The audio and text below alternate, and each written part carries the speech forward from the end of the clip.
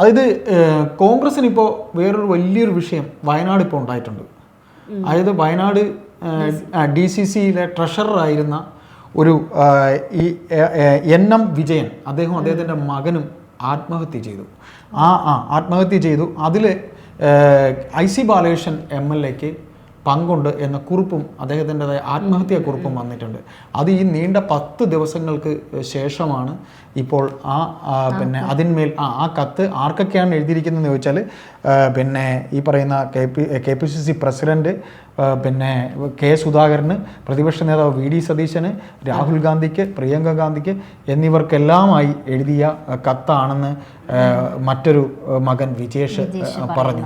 അതായത് ഇതിനകത്ത് ഈ കത്തിൽ പറയുന്നത് ബത്തേരി സഹകരണ അർബൻ ബാങ്ക്, ബത്തേരി സർവീസ് സഹകരണ ബാങ്ക് എന്നിവിടങ്ങളിലെ നിയമനത്തിനായി നേതാക്കൾ കോഴ വാങ്ങി എന്നാണ് പറയുന്നത്. ബത്തേരി അർബൻ ബാങ്കിലെ നിയമനം വാഗ്ദാനം ചെയ്ത് IC ബാലകൃഷ്ണൻ MLA 7 ലക്ഷം രൂപ വാങ്ങി. IC ബാലകൃഷ്ണൻ 7 ലക്ഷം രൂപ വാങ്ങി. എന്നിട്ട് അതിൽ 5 ലക്ഷം രൂപ ഇനിയും തിരികെ നൽകാനുണ്ട്.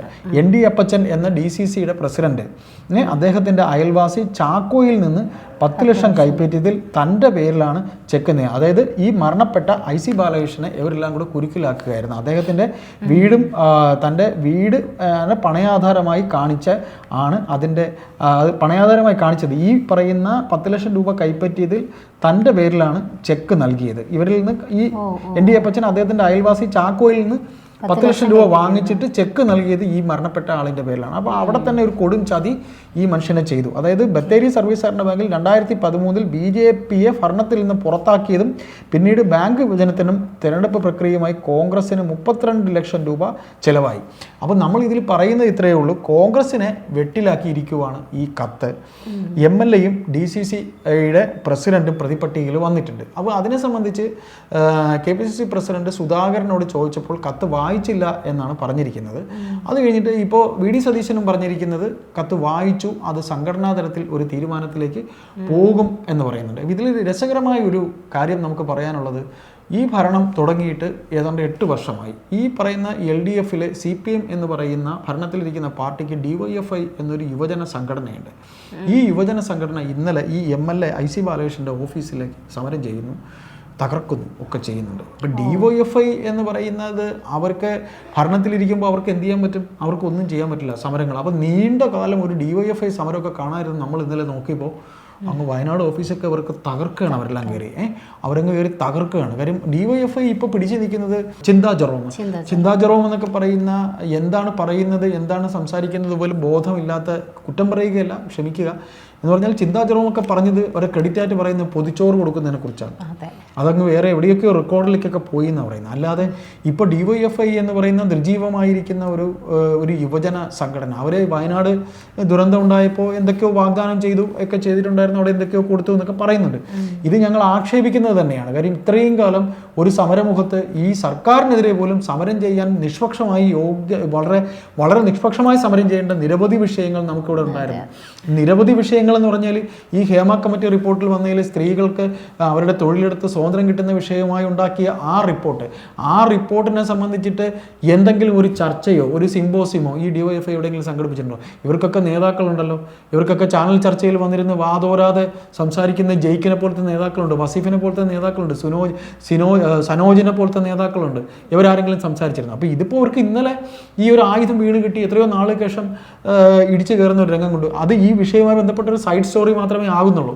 നമ്മൾ ഈ വിഷയത്തിലേക്ക് തന്നെ വീണ്ടും വരുമ്പോൾ ഈ ആത്മഹത്യയെക്കുറിപ്പ് ഒരു വലിയ ഏണിയായി തന്നെ കോൺഗ്രസ്സിന് തീരാനുള്ള സാധ്യതയുണ്ട്. കാര്യം കോൺഗ്രസ് ഇപ്പോൾ ഈ പറയുന്ന പോലെ രാഷ്ട്രീയമായിട്ട് എതിരാളികളെ ഉന്മൂലനം ചെയ്യുന്ന CPMൻ്റെ ഇതുമായി ബന്ധപ്പെട്ട് പെരിയ കൊലക്കേസിലെ 2 പ്രതികൾ മരിച്ചപ്പോൾ ഇന്ന് ദേശാഭിമാനിയിൽ വന്ന ഒരു ഹെഡിങ് ആത്മഹത്യയല്ല, രണ്ടും അരുംകൊലയെന്നൊക്കെ പറഞ്ഞിട്ടാണ് ഈ പറയുന്ന IC ബാലകൃഷ്ണൻ MLA ആയിരിക്കുന്ന ഈ മരണപ്പെട്ട NM വിജയനെയും അദ്ദേഹത്തിൻ്റെ മകനെയും അരുംകൊല എന്നൊരു ഹെഡിങ് ഒക്കെയാണ് ഇവർ കൊടുത്തുകൊണ്ടിരിക്കുന്നത്, ദേശാഭിമാനിയിൽ വന്നിരിക്കുന്നത്. അതായത് ഇന്നിപ്പോൾ വിജിത്ത് എന്ന് പറഞ്ഞൊരു DYFI നേതാവ്, ഒരു പയ്യനെ ഈ പറയുന്ന BJPക്കാർ കൊലയാളികൾ കൊന്നതിൻ്റെ വിധി വന്നപ്പോൾ നേരത്തെ മാധ്യമങ്ങൾ ഇവരെ പറഞ്ഞതുപോലെ തന്നെ അവരുടെ നേതാക്കളുടെ ഭാഗത്ത് നിന്ന് ഞങ്ങളെ പറഞ്ഞില്ലേ എന്ന് പറഞ്ഞിട്ട് അതെല്ലാം കേട്ടുകൊണ്ട് തിരിച്ചു പറയുന്ന ഒരു രീതിയും, അതായത് ഒരുതരം ബാലിശമായ രീതിയിലേക്കാണ് നേതാക്കളുടെയൊക്കെ പ്രസ്താവനയൊക്കെ പോകുന്നത്.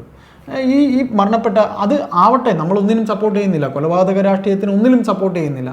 പക്ഷേ ഇങ്ങനെ മാധ്യമങ്ങളെ ഒരു എതിർപക്ഷത്ത് കണ്ടുകൊണ്ട് അതിന് അവർ പറഞ്ഞതിന് തിരിച്ചു പറയുന്നതിന് കുറച്ചുകൂടി ഒരു പക്വത വേണ്ടതല്ലേ ഈ നേതാക്കൾക്ക് എന്നൊരു സംശയം നമ്മൾ അറിയാതെ ചോദിച്ചു പോവുകയാണ്. ആ പറഞ്ഞതിന് സെയിം അവർക്ക് ശവകുടീരമുണ്ട്. കഴിഞ്ഞ ദിവസം CP ജയരാജൻ പറഞ്ഞതാ, അവർക്ക് അമ്മയുണ്ട്, അവർക്ക് അച്ഛനുണ്ട്, അവർക്ക് ശവകുടീരമുണ്ട്. അപ്പോൾ കഴിഞ്ഞ ദിവസം പെരിയ കേസിലെ കുട്ടികളുടെ അമ്മയും അച്ഛനും ശവകുടീരത്തിന് മുമ്പിൽ നിന്ന് കരഞ്ഞ് സംസാരിക്കുകയൊക്കെ ചെയ്തതാണ്. അപ്പോൾ ഇതിലിപ്പോൾ നമ്മൾ ഈ വയനാട് കേസിലേക്ക് വരുമ്പോൾ നിയമനത്തിൻ്റെ പേരിൽ MLA കോഴ വാങ്ങിയെന്ന് ആത്മഹത്യാക്കുറിപ്പിലെ പരാമർശം വലിയ ബാധ്യതകൾ ഉണ്ടായിട്ടും തങ്ങളെ തിരിഞ്ഞു നോക്കിയില്ല എന്ന് മരണപ്പെട്ട ഈ വിജയൻ്റെ മക്കൾ പറയുന്നുണ്ട്. അത് ആർക്കെതിരെ?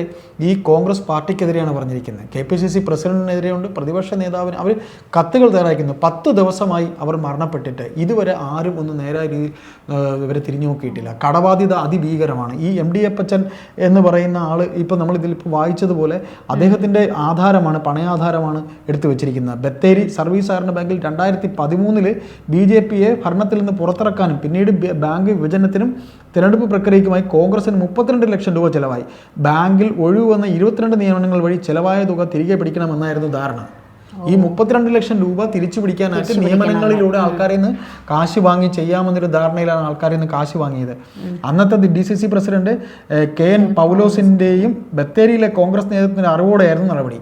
അപ്പോൾ ഇത്തരത്തിൽ ആൾക്കാർക്ക് ജോലി കൊടുക്കാം എന്ന് പറഞ്ഞുകൊണ്ട് കാശ് വാങ്ങി അത് ഈ പറയുന്ന IC ബാലകൃഷ്ണൻ എന്ന MLA ഈ DCC ട്രഷററായി നീണ്ട കാലം കോൺഗ്രസ്സിൽ പ്രവർത്തന പാരമ്പര്യമുള്ള ഒരു നല്ലൊരു നേതാവ്. അദ്ദേഹം ഏതാണ്ട് 70 വയസ്സിന് വരെ അടുത്ത് വരുന്നു. അദ്ദേഹത്തിൻ്റെ കുടുംബത്തിൽ ഇനി തലയുയർത്തി നടക്കാൻ പറ്റില്ല, ആൾക്കാരിൽ നിന്ന് വാങ്ങിച്ച കാശ് കൊടുക്കാൻ, ജോലിക്ക് വാങ്ങിച്ച കാശ് കൊടുക്കാൻ പറ്റുന്നില്ല എന്നുള്ള അപമാനം സഹിക്കുക വയ്യാതെയാണ് ആ മനുഷ്യൻ ഈ കുറിപ്പെഴുതി വെച്ച് ആത്മഹത്യ ചെയ്തത്. ഈ കുറിപ്പെഴുതി വെച്ച് ആത്മഹത്യ ചെയ്തിട്ട് 10 ദിവസമായിട്ടും ഈ IC ബാലകൃഷ്ണൻ അതിനെല്ലാം പിന്നെ അങ്ങ് പറയുകയാണ്, ഇല്ല ഞാനൊന്നും ചെയ്തിട്ടില്ല, അങ്ങനെയൊന്നും സംഭവിച്ചിട്ടില്ല എന്ന് പറയുന്നു.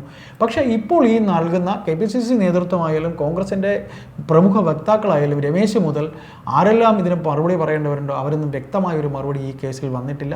ഇതൊരു തീരാ കളങ്കമാണ് കോൺഗ്രസ്സിന്. കാര്യം അവർ ഒരു വേള CPM എന്ന രാഷ്ട്രീയ പാർട്ടിയുടെ മറ്റ് വശങ്ങളിലേക്ക് മാധ്യമങ്ങളിലൂടെ ആയിരുന്നാലും അല്ലാതെ ആയാലും അവരുടെ മൂല്യച്യുതിയെക്കുറിച്ച് പറയുമ്പോൾ ഈ ഒരൊറ്റ സാധനം വെച്ചുകൊണ്ട് CPMന് ഒരുപാട് ആസൂത്രണങ്ങളുണ്ട്. അവരിതിനെ വേറൊരു തരത്തിൽ മുതലാക്കും. കാര്യം ഇന്നലെ വരെ ഒരു നല്ല കാര്യമായ സമരത്തിൽ പോലും പങ്കെടുക്കാതിരുന്ന DYFI ഒക്കെ രംഗത്തിറങ്ങിയെങ്കിൽ IC ബാലകൃഷ്ണനെ രാജിവെപ്പിക്കാനും MD അപ്പച്ചൻ കോഴ വാങ്ങിയെന്നും ഈ മരണപ്പെട്ട മനുഷ്യനെ കുടുംബത്തിന് വേണമെങ്കിൽ രക്ഷകർത്തം വരെ ഇവർ ഏറ്റെടുക്കുന്ന സ്റ്റൈലിലേക്കൊക്കെ പോകും. കാര്യം അവർക്ക് കിട്ടുന്ന ഒരു പിടിവള്ളിയാണ്, ആ പിടിവള്ളി അവർ തൂങ്ങിപ്പോവും. പക്ഷേ ഇതിൽ കാര്യമുണ്ട്. ഇതിൽ ആരാണ് യഥാർത്ഥ കുറ്റവാളി എന്ന് തെളിയേണ്ടതാണ്. കേസ് എടുത്തിട്ടുണ്ടെന്ന് പറയുന്നു. MLAയും DCC പ്രസിഡന്റും പ്രതിപട്ടികയിൽ എന്നൊരു വാർത്ത കൂടെ ഉണ്ട്. അപ്പോൾ ഇത് വെറുതെ പോകാൻ സാധ്യതയില്ല. ഇത് കോൺഗ്രസ് നേതൃത്വം എങ്ങനെ ഇത് കൈകാര്യം ചെയ്യും എന്നുള്ളതനുസരിച്ചിരിക്കും. കാര്യം നമ്മൾ പറഞ്ഞ പോലെ 32 ലക്ഷത്തിൻ്റെ ആവശ്യം ഉണ്ടായിരുന്നു ബാങ്കിന്. അത് തിരിച്ചു കിട്ടാനാണ് ഇത്തരത്തിൽ ചെയ്തത് എന്നുകൂടെ കോൺഗ്രസ് നേതൃത്വം തന്നെ പറയുന്നുണ്ട്. ഏതായാലും എങ്ങനെ ഇത് ഹാൻഡിൽ ചെയ്യും എന്നുള്ളത് കേരള സമൂഹം കാത്തിരിക്കുന്നുണ്ട്. അറിയാനായി നമുക്ക് നോക്കാം.